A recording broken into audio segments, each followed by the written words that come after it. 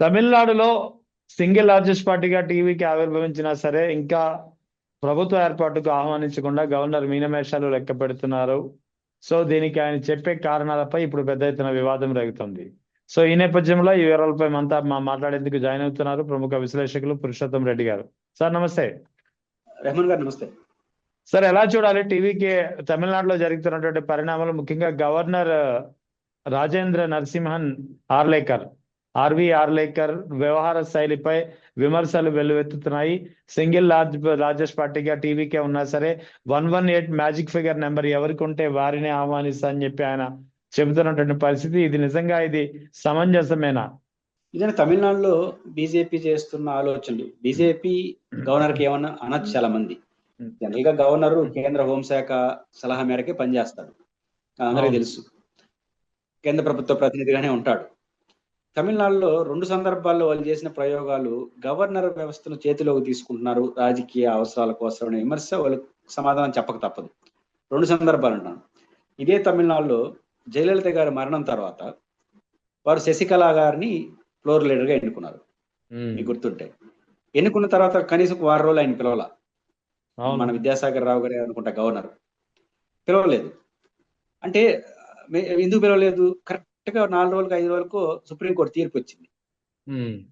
ఆ జయలలిత గారి కేసు తీర్పు ఇచ్చేసింది, ఆమె శిక్షగా ఖరారు చేసేసింది. శిక్ష ఖరారు చేసిన వాళ్ళు పిలవాల్సిన అవసరం లేదు.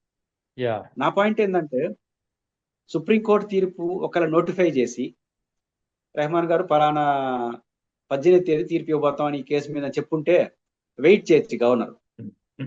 అది ఏమంటారు దాన్ని, తీర్పుని రిజర్వ్ లో పెట్టారు. కొన్ని నెలలుగా పెట్టినప్పుడు ఈ నెలలో తీర్పు వస్తుందని ఎవరు చెప్పారు మనకు? అదే కదా, వచ్చిన ఆమె శిక్ష పడుతుందని ఎవరు చెప్పారు? అవును. కానీ ఆ తీర్పు వచ్చేంత వరకు వెయిట్ చేసి ఆమె దాంట్లో ముద్దాయిని తేలిన తర్వాత ఇంకా పిలవాల్సిన అవసరం లేదు. మళ్ళీ ఆడావిడి కూర్చొని పాలస్వామిని పెట్టి ఆమె అనుకున్నట్టు పెట్టి పోయింది. పాయింట్ ఏంటంటే, అక్కడ ఆ వ్యవస్థలు పైన అనుమానాలు రావా? తప్పు కదా. అప్పుడు పొరపాటు చేసినారు. సరే, అప్పుడు వాళ్ళు అనుకున్నది సాధించారు, వాళ్ళ చేతిలో ప్రభుత్వాన్ని తీసుకున్నారు. ఏమైంది? ఆ తర్వాత జరిగిన లోక్సభ ఎన్నికలు ఫలితాలు రివర్స్లు వచ్చినాయి. ప్రజలు హర్షించలేదు తమిళనాడు ప్రజలు. బీజేపీ కారణంగా ఏడీఎంకే కూడా ఇబ్బంది పడింది పొత్తు పెట్టుకొని. 2, ఈరోజు జరుగుతున్నటువంటి పరిణామాలు. సాధారణంగా సాంప్రదాయాలు చట్టం ఏం చెప్తుంది? సాధారణ మెజారిటీ వచ్చిన వాళ్ళని ఇంకా మినహాయింపులు ఏమి లేవు. ఏదైనా కేసుల్లో ఉంటే తప్ప, శిక్ష పడిన కేసుల్లో ఉంటే తప్ప పిలవడాల్సి తప్పదు. దానికి ఏం గవర్నర్ విచక్షణ అధికారం ఉంది. 2వ క్లాజ్ ఏంటంటే, ఎన్నికల ముందు కానీ ఎన్నికల తర్వాత కానీ కూటమిగా ఏర్పడితే గెలిచిన తర్వాత ఆ కూటమికి మెజారిటీ ఉంటే వాళ్ళని కూడా పిలవాలి. ఇప్పుడు విజయ్ గారి పార్టీకి సాధారణ మెజారిటీ లేదు, కానీ సింగిల్ బిగ్గెస్ట్ పార్టీ. వచ్చారు, కలిశారు, తీసుకున్నారు. గవర్నర్కి ఒక ఆప్షన్ ఉంది. ఏఐడిఎంకే అండ్ డిఎంకే కూడా మిగతా వాళ్ళందరూ కలిస్తే మెజారిటీ వస్తుంది. కలరు. ఎవరైనా వచ్చి మీ దగ్గరకి మేము కలుస్తున్నాము, అది మాకు కూడా అవకాశం ఇవ్వండి, మాకు డిఎంకే ఈ లెఫ్ట్ పార్టీలు అన్ని మాకుతో ఉన్నాయి, మాకు మద్దతు ఇస్తున్నాయి, ఒక రోజు టైం ఇస్తే మీకు లిస్ట్ ఇస్తా ఉన్నాను, అప్పుడు వెయిట్ చేయండి. ఎవరు క్లైమ్ చేశారు? మీకు 3 పార్టీలు 3 కూటములు ఉన్నాయి. విజయ్ గారిది, ఏఐడిఎంకేది అండ్ డిఎంకేది. విజయ్ గారు నేను రెడీ అంటున్నాడు. ప్రతిపక్ష నేతగా రాబోయేటువంటి స్టాలిన్ గారి ఎంకే స్టాలిన్ ప్రతిపక్ష నాయకుడు అవుతాడు. ఆ పార్టీ ఏమో వారి ప్రమాణ స్వీకారం చేయని అన్నట్టు మాట్లాడేశారు. మేము జోక్యం చేసి మాట్లాడు. విజయ్ గారు ఉంటానన్నాడు. డిఎంకే ప్రతిపక్ష పాత్ర పోషణ సిద్ధపడుతుంది. ఈ టైంలో ఎవరిని నమ్ముకొని మీరు ఆప్షన్స్ వస్తున్నారు? ఏఐడిఎంకే కలిసింది.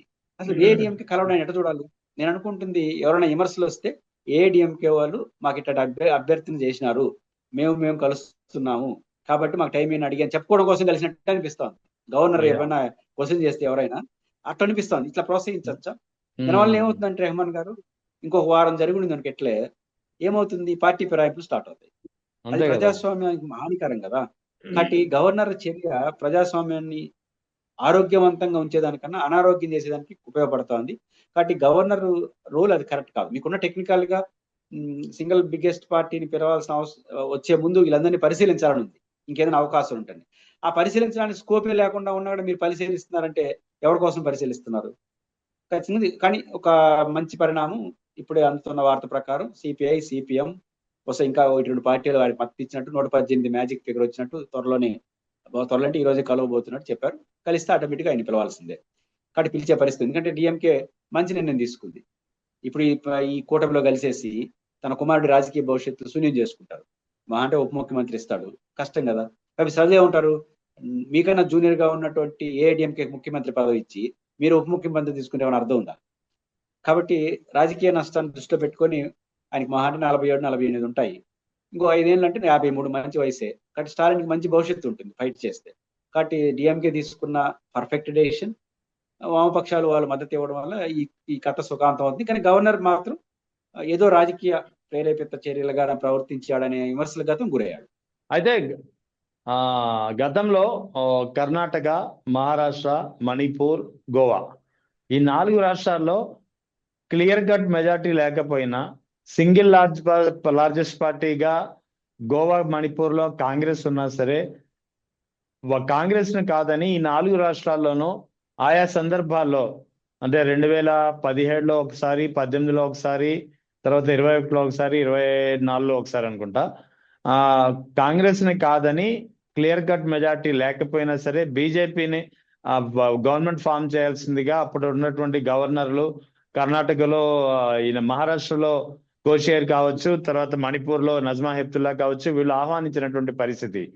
సో కళ్ళ ముందు ఇవి కనిపిస్తున్నా సరే ఇక్కడ తమిళనాడు విషయం వచ్చేటప్పటికి 118 నెంబర్ కోసం ఈయన పట్టుబడ్డం అనేది ఎంతవరకు సమంజసం?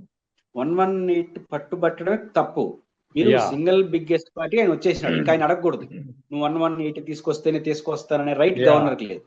లేదు, అవును. 118 ఉంటే మీరు అలో చేసేవాళ్ళు. 118 లేకపోతే మీకు 2 ఆప్షన్స్, సింగిల్ బిగ్గెస్ట్ పార్టీని తీసుకోవాలి, ఇంకెవరైనా మేము వస్తామంటే టైం ఇవ్వండి. 2 ఆప్షన్స్ ఆయనకు ఉండేది. నువ్వు తీసుకురా 118 అనేది దానికి రైట్ లేదు. ఎందుకు ఆ ప్రయత్నం నాకు అర్థం కాదు. 118 ఉంటే మీరేంది తీసుకొచ్చి 180 వస్తే ఆటోమేటిక్గా మీరు ఇస్తారు. 118 లేదు, దాదాపు 112తో ఆయన తీసుకొచ్చి ఇచ్చేసినాడు. ఎప్పుడు మీరు మీరు 118 తీసుకుని మీ మరం ఇది అని పెట్టుకోవాలి. తర్వాత అవసరం ఏఐడిఎంకేకి డిఎంకేకి ఆఫర్ చేయాలి, మీరు ఏమైనా ఫామ్ చేస్తారా ఆఫర్ చేసి వాళ్ళు ఆఫర్ ఇచ్చుంటే ఓకే. వాళ్ళు ఆఫర్ ఇవ్వకుండా మీకు మీరు ఎందుకు పెండింగ్ పెట్టుకుంటే అప్పుడు 118తో మీకేం పనింది? కాబట్టి ఎప్పుడు కూడా సాధారణ మెజారిటీ కావాలని ఎప్పుడు అడగాలంటే సాధారణ మెజారిటీ రాని పార్టీ ఒకవైపు బిగ్గెస్ట్ పార్టీ ఉంటూ మిగిలిన వాళ్ళు ఎవరైనా అప్పీల్ చేస్తే, నేను ఏఐడిఎంకే వచ్చింది మాకు అప్పీల్ చేశారు ఏఐడిఎంకే వాళ్ళు, మేము డిఎంకే మాట్లాడుకుంటున్నాం, మాకు ఒక రోజు టైం ఇవ్వండి అన్నారు, అప్పుడు టైం ఇవ్వండి. కాబట్టి ఎవరు ఆఫర్ చేయకున్నప్పుడు మీరు సింగిల్ గా 118 అడగడం అనేది తప్పు. ఎవరు బిగ్గెస్ట్ ఉంటే వాళ్ళని పిలవాలి. ఆ సూత్రం అన్ని చోట్ల పాటించారు, అది రాజ్యాంగ స్ఫూర్తి కూడా. ఆయన దాన్ని మర్చిపోయినాడు. బహుశా ఏఐడిఎంకే దగ్గరకు వస్తాడేమో విజయ్, ఏఐడిఎంకే కంటే బీజేపీ కూటమే కదా, ఆ ఆలోచనతో ఏమన్నా టైం ఇచ్చారని అనిపిస్తుంది.